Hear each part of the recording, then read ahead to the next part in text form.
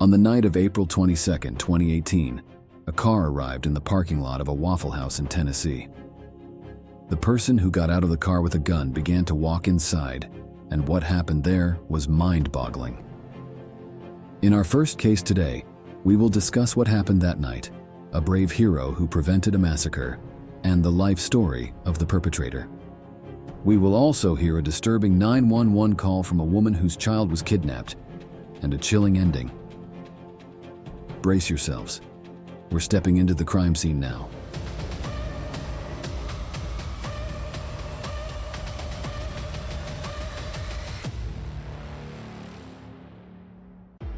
We're off to Antioch, Tennessee, a city with a population of 97,000.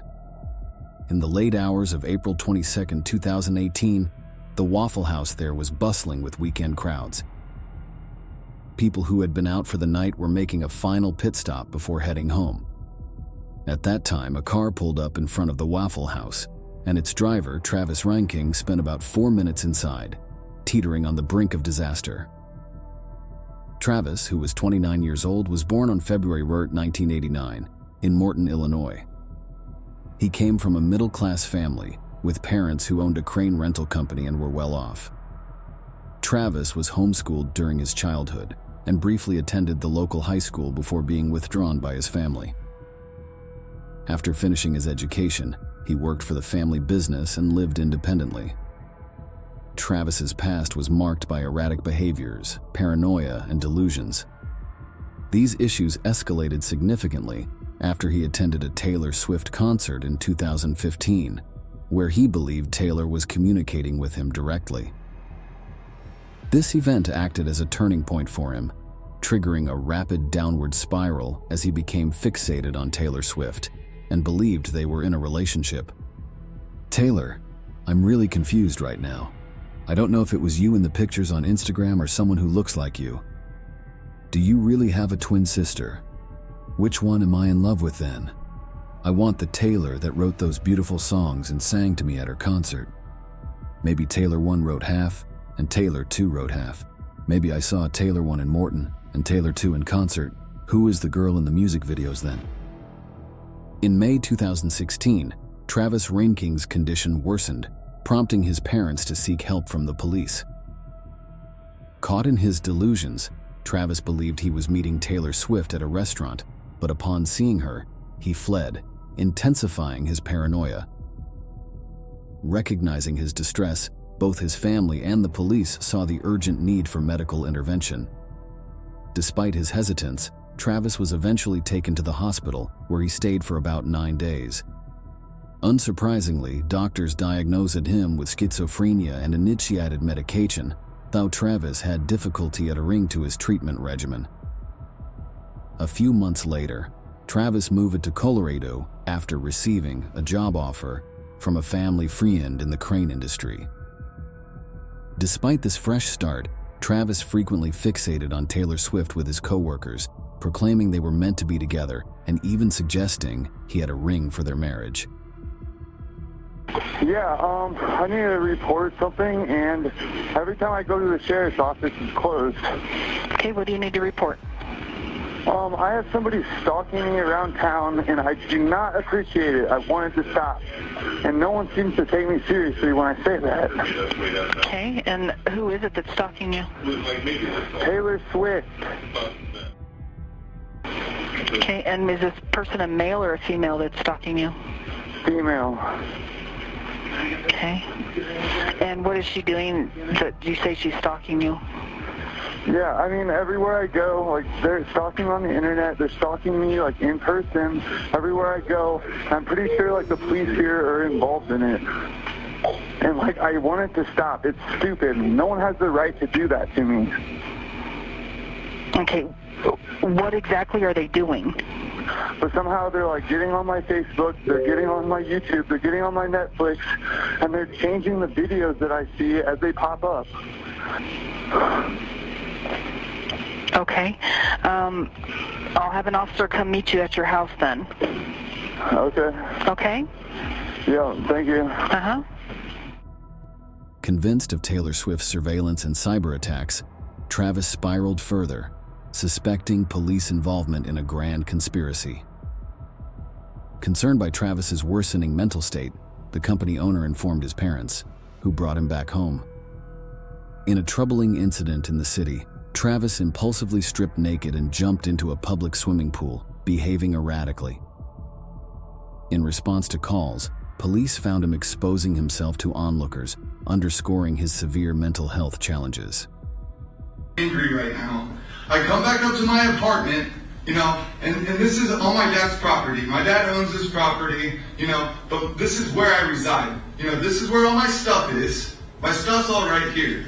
So this is my living quarters. This is where I live. This is where I reside. No one can come in here. The door is locked. There's nothing saying anyone can come in here. And so, anyway, I come in here. I come into my bathroom, and I notice in my bathroom that the toilet seat is up. The toilet seat is up on my toilet.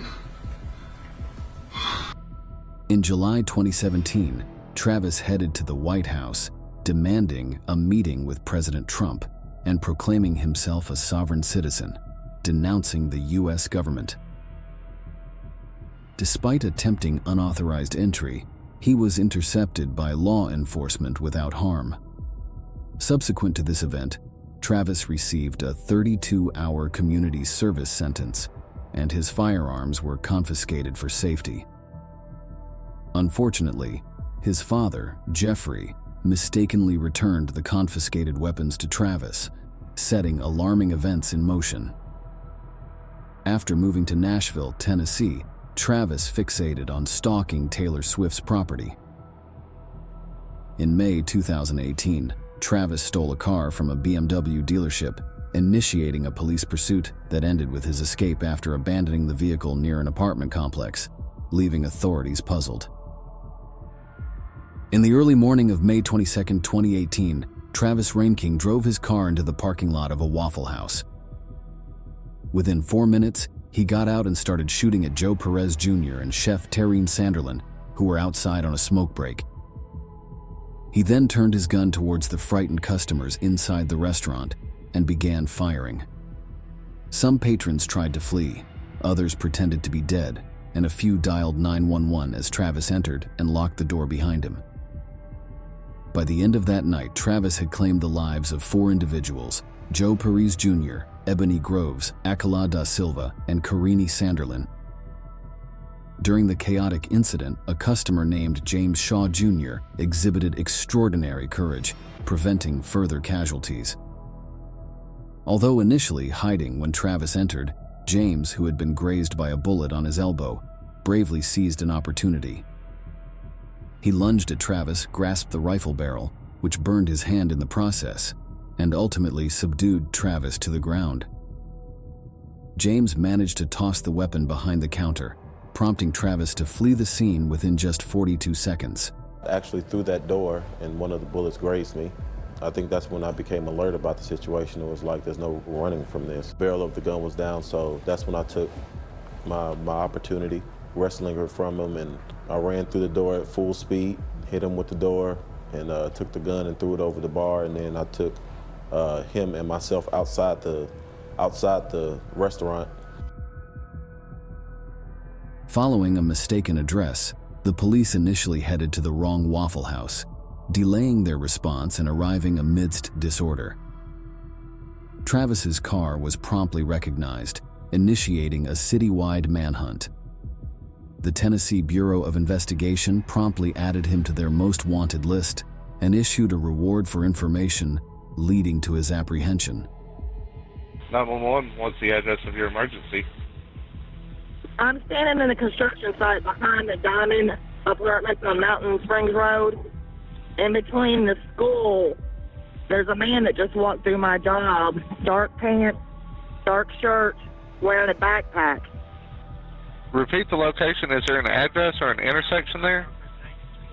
Well, I am on the TVA line side in the construction zone. He's right behind this elementary. But is there an address or an intersection near where you are? 5000 Mountain Springs Road. Okay, repeat the address and make sure I've got it right. 500 Mountain Springs Road. From a distance, it looks like this guy. He's got mud all over him. Okay, you said it's a construction site. Approximately 34 hours after the tragic events, Travis Reinking was captured thanks to a woman's tips. At the time of his arrest, he was found carrying a backpack containing a rifle, a handgun, and ammunition. Among the victims, Ebony Groves, a 21-year-old college senior, was a standout scholar and a star athlete. Aquila da Silva, 23, had a promising future in music as a rapper and video producer. Torian Sanderlin, age 29, had been working at Waffle House for about 5 years and was known as a devoted family man. Joe Perez, a 20-year-old from Texas, had stopped by the Waffle House due to a flat tire while trying to reach his brother for aid that fateful night. A call left uncompleted. Travis Reinking faced charges of 4 counts of murder, 4 counts of attempted murder, and illegal possession of a firearm during a felony. Following evaluations by forensic psychologists, he was diagnosed with severe schizophrenia, rendering him unfit to stand trial initially. He spent 3 months receiving psychiatric treatment in a hospital, regaining competency for trial later on. Travis initially pleaded not guilty to the murder and weapon assault charges, but on the day of his trial, changed his plea to not guilty by reason of insanity.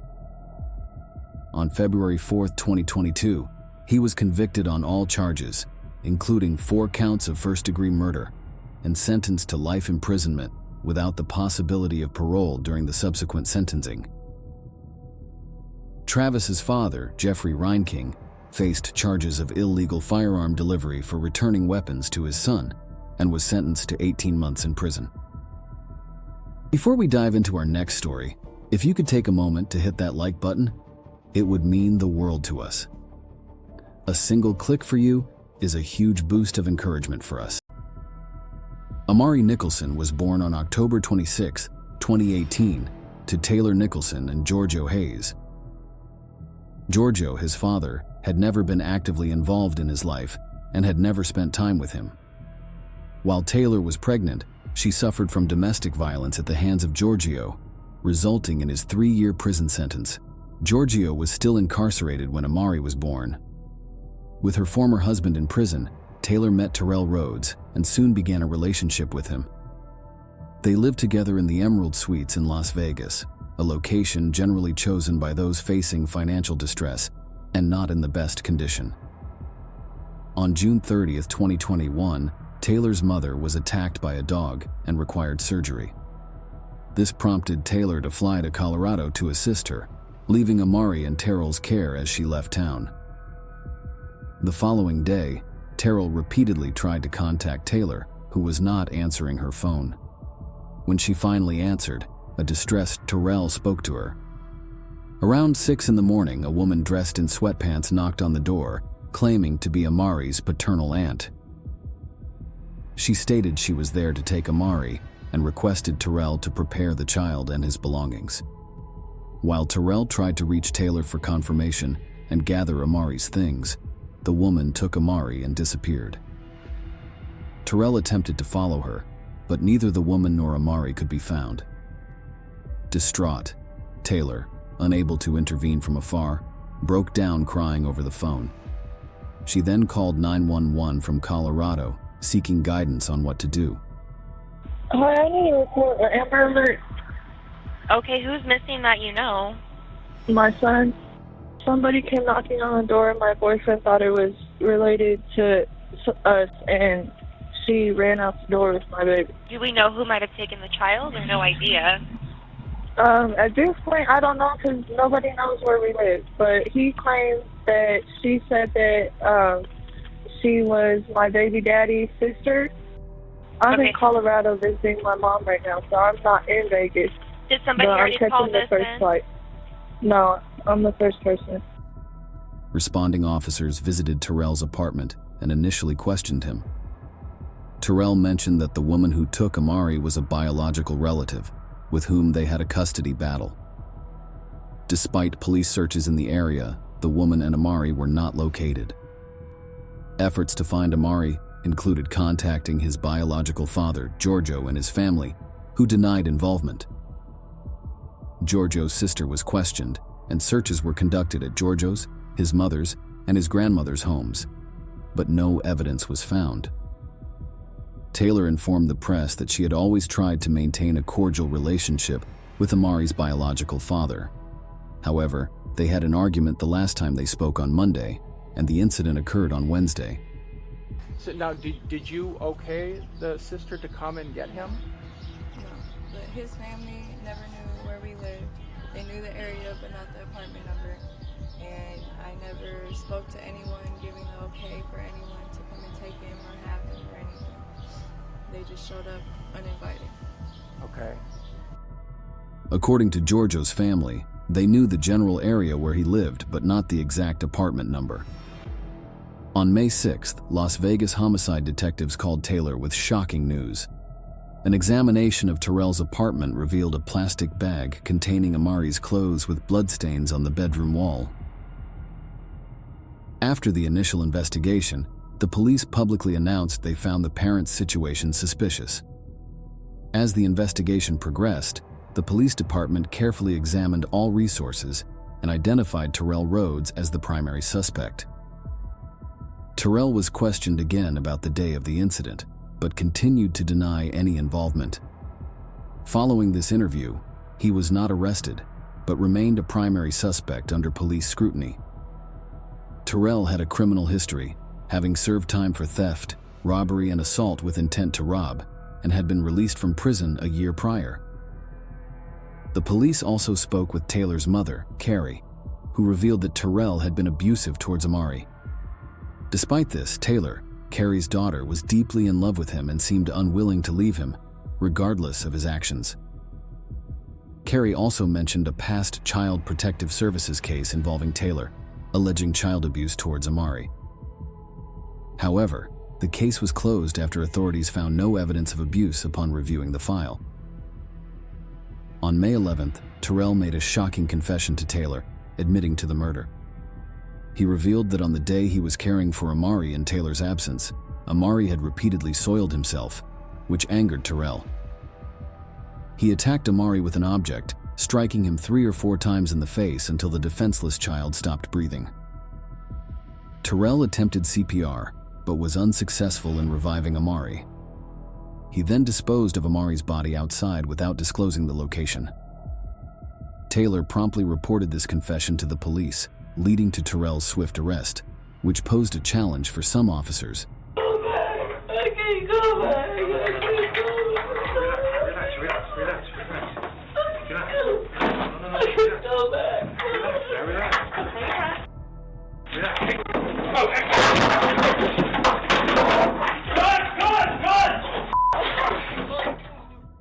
Terrell Rhodes, a 27-year-old, was charged with murder and faced additional charges of resisting arrest.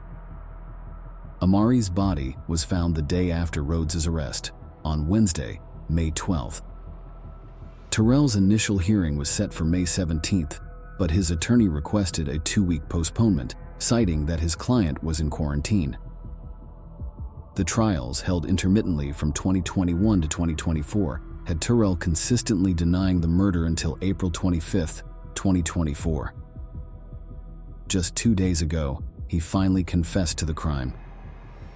His sentencing is scheduled for July, with the prosecutors not seeking the death penalty, although life imprisonment remains a possibility. Before we conclude this video, please be aware that the video on the left may be disturbing.